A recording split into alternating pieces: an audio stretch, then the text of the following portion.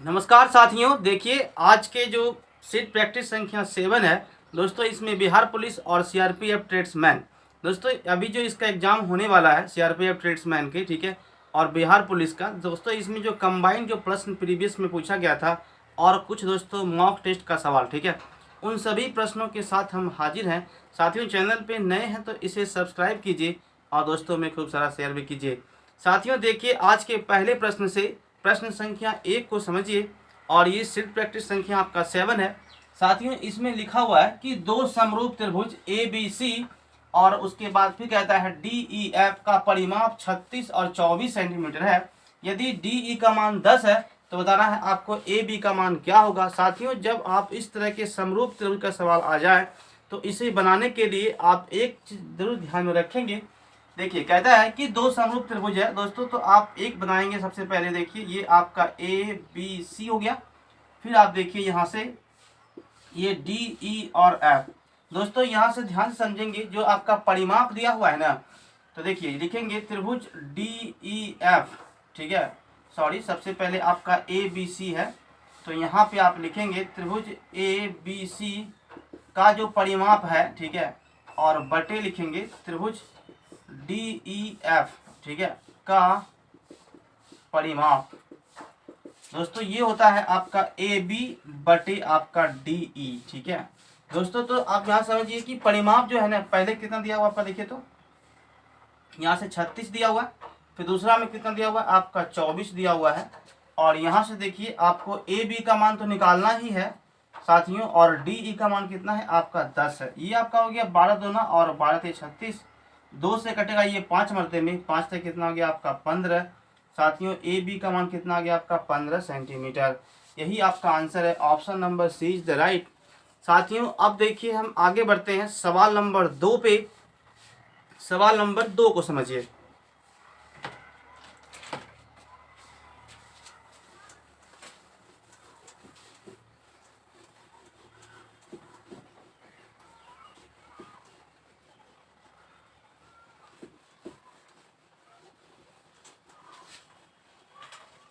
साथियों देखिए इसमें कहता है कि सवाल नंबर 2 में लिखा हुआ है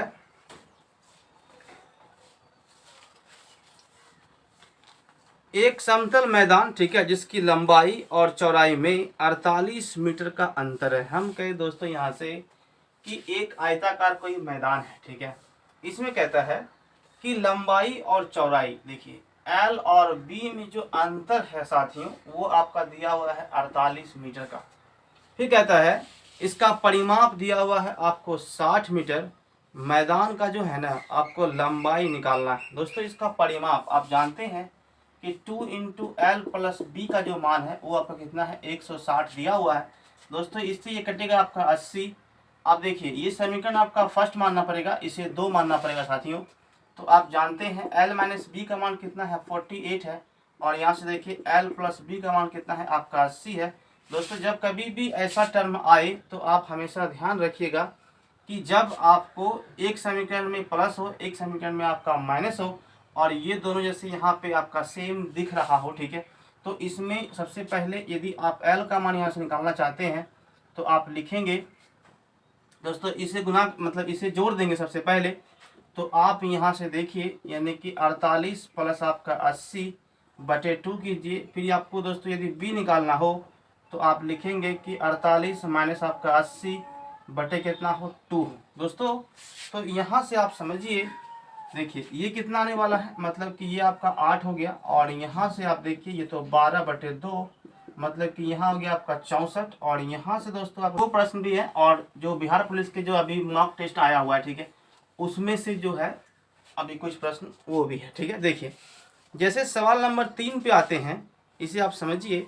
लिखा हुआ है कि अंडर रूट जो है ना, ये आपका है अंडर रूट 1 माइनस लिखा हुआ है साइन स्क्वायर थीटा, ठीक है, और डिवाइड बाय लिखा हुआ है 1 माइनस कॉस स्क्वायर थीटा, ठीक है। तो साथियों इसे सॉल्व करना है। क्या करेंगे, देखिए आप जानते हैं कि 1 माइनस साइन स्क्वायर थीटा क्या होता है, यानी कि कॉस स्क्वायर थीटा, और दोस्तों ये आपका भाग में है तो आएगा इनटू में, कितना हो गया यहाँ से समझिए, ये आपका हो गया साइन स्क्वायर थीटा। हाँ या ना दोस्तों, ये तो रूट में है ही है।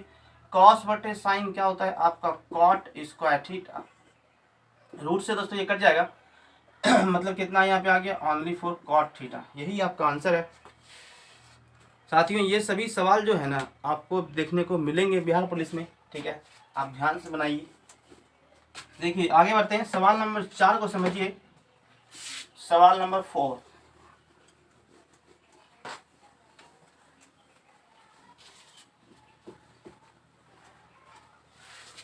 देखिए दोस्तों इसमें लिखा हुआ है कि यदि एक पासे को 18 बार फेंकिए। सबसे पहले आप जानिए दोस्तों कि पासा में जो है ना आपका 1 2 3 4 5 6 तक होता है। जैसे आप जानते हैं कि एक पासा को फेंकिए तो सम कितना आने वाला है 1 2 3 4 5 6, हाँ या ना दोस्तों, ये तो आने वाला है ही। लेकिन आप जानते हैं कि ये आपका पीई जो होता है प्रायिकता वो क्या होता है एन ई बटे आपका होता है एन एस, यानी कि जो घटनाएं घटी वो आपका इवेंट है, मतलब एन ई है बटे एन एस कुल सम है। बिल्कुल ध्यान से देखिए साथियों, यहाँ पे आपका 6 है। मान लीजिए यहाँ आपको बोला है कि यदि एक पासा को फेंकिए 18 बार, जब उसको फेंका जाए तो कितनी बार 2 आएगा। इसमें मान लीजिए कि 2 अभी 6 बार, मतलब कि इसमें 6 है तो 6 में से आप देखिए 2 कै बार दिख रहा है, 2 एक बार दिख रहा है। आप खुद सोचिए मन में कि एक पासा है, एक पासा में 2 तो भाई साहब एक के बार आ सकता है। ये तो नहीं है कि हम कहें कि भाई साहब आप 5 बार आ जाइए, नहीं बोल सकते, ऐसा नहीं। देखिए तो इसमें 6 तक अंक लिखा हुआ है तो इसमें 2 आने की संभावना एक बार है। तो भाई साहब 18 बार फेंकेंगे तो एक बार फेंकेंगे तो एक बार आने की संभावना है, ठीक है। लेकिन 18 बार फेंकेंगे तो 3 बार आने की संभावना है। यही आपका आंसर है, ठीक है। साथियों अब देखिए हम आगे बढ़ते हैं, सवाल नंबर 5 को समझिए, इसमें क्या कहता है। देखिए क्वेश्चन नंबर 5,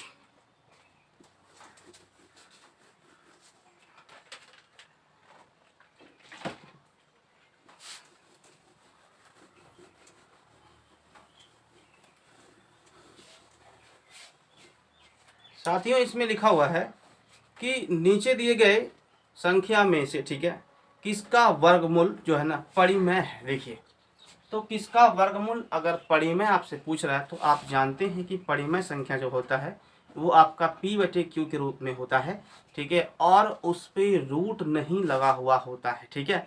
अपरिमेय संख्या वो है जो कि अंडर रूट में रहेगा, हमेशा ध्यान रखिएगा। मतलब ये हुआ कि जिसका आप वर्गमूल निकाल सकते हैं वो आपका परिमेय संख्या हुआ, जिसका आप वर्गमूल नहीं निकाल सकते हैं वो आपका अपरिमेय संख्या होगा, ठीक है। देखिए जैसे हम कहें कि रेशनल नंबर और इरेशनल नंबर में क्या फ़र्क है, तो परिमेय संख्या मतलब ये हुआ कि रेशनल नंबर में कि आप उसका रूट से बाहर उसको निकाल सकते हैं, ठीक है। जैसे हम कहें कि अंडर रूट 4 है तो आप देखिए उसका वर्गमूल 2 आ सकता है, अंडर रूट 3 है तो उसका वर्गमूल नहीं निकलेगा, ठीक है। साथियों यहाँ पे देखिए ऑप्शन में बना कर दिया हुआ है ये 5 6 7, ठीक है, 480 और 544, फिर आपका है 512। दोस्तों इसमें देखिए इसका जब आप वर्ग करना चाहेंगे 576 का तो ये कितना आने वाला है 24। मतलब ये क्या है आपका परिमेय संख्या है। इसका आप वर्ग कीजिए, इसका वर्ग कीजिए, इसका वर्ग कीजिए, आपका नहीं आने वाला है वर्ग, ठीक है। वर्गमूल आप नहीं निकाल सकते हैं इसका, ठीक है। तो इस कारण से आपका option number A is the right. साथियों आप देखिए प्रश्न संख्या 6 को, ठीक है, सवाल नंबर 6 को समझिए, इसमें क्या कहता है।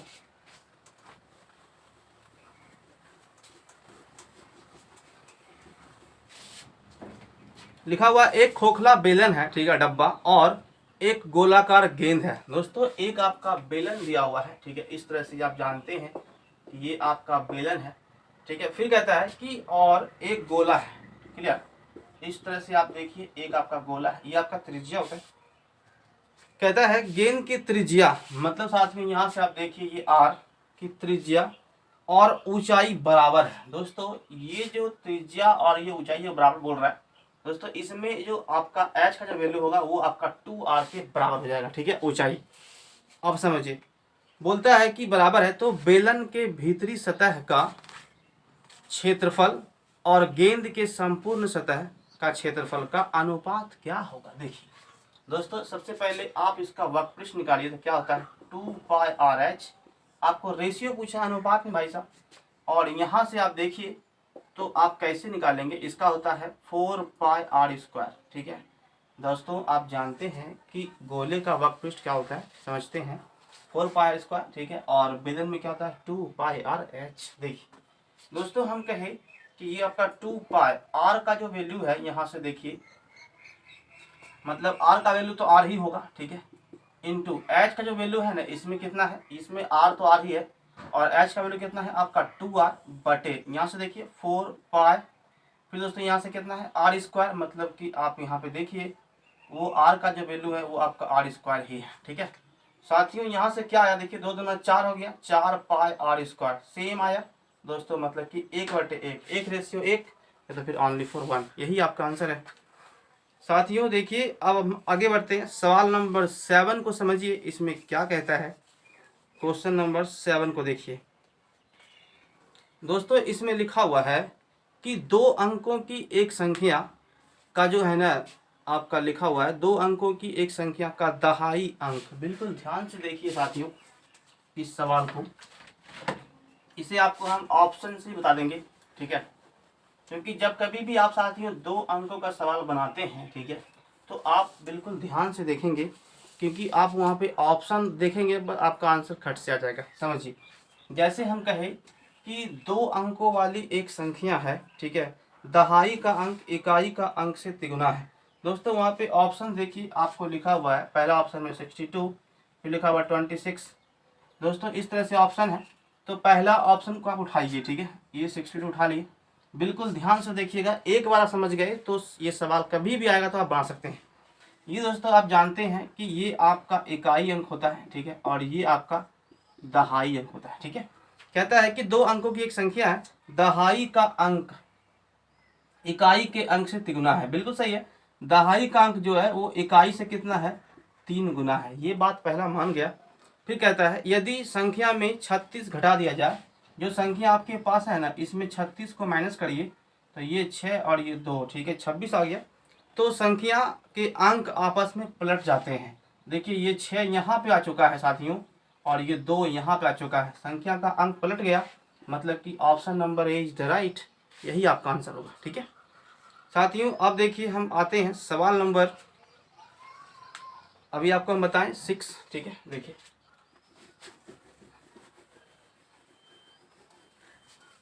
7 नंबर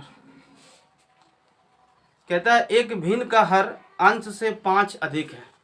दोस्तों इस तरह के सवाल आपको देखने को मिलेंगे, वहाँ पे लिखा हुआ है कि एक कोई भिन्न है। पहले आप समझिए, हम कहें कि 1/2 है, ये भिन्न है, तो इसमें क्या छुपा हुआ है, मतलब आप कहेंगे कि ये आपका अंश है और ये आपका हर है, तब ना बराबर आप बोलते हैं कि भिन्न है, हाँ या ना। भिन्न में क्या छुपा हुआ है, तो आप क्या कहेंगे कि अंश है और हर है। ठीक है, तो साथियों आप यहाँ समझिए एक टर्म को, सबसे पहले बिल्कुल ध्यान से देखिए। दोस्तों कहता है कि एक भिन्न का हर, दोस्तों हम जानते हैं सबसे पहले कि आप मान लेंगे कि किसी भिन्न का जो अंश है वो x है, फिर आपका हर